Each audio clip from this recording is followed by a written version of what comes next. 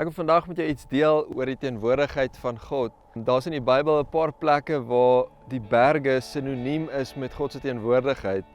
Een van hulle is waar Moses op die berg opgaan om met God te praat en tyd saam met God te spandeer en ook waar hy die commandments op die einde van die dag kry. Ander gedeeltes in die Nuwe Testament is waar Jesus byvoorbeeld baie keer opgegaan op die berg en hy het gaan bid en tyd saam met sy Vader spandeer. Ek wil vandag vir jou sê, dit is nie nodig vir jou om op 'n berg te gaan opklim om tyd saam met God te spandeer of om by God se teenwoordigheid uit te kom nie.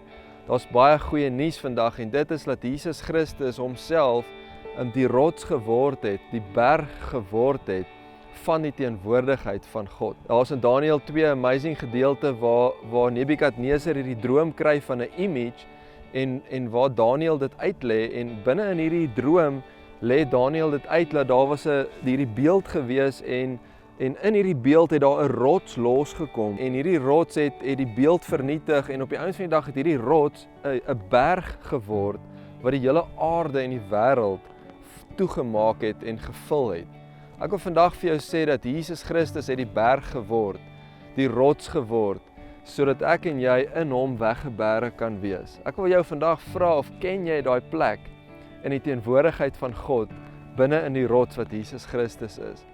Daar's 'n gedeelte waar Moses vir God vra, Here, ek wil u glorie sien, ek wil die heerlikheid sien. God sê vir Moses, ek gaan jou vat en ek gaan jou binne in the cleft of the rock, gaan ek jou wegbêre en ek gaan verby jou verby beweeg. Ek wil vandag vir jou sê dat Jesus het plek gemaak vir jou in die Vader, deur sy lewe te gee, sodat ek en jy in die rots weggebêre kan wees in God se teenwoordigheid.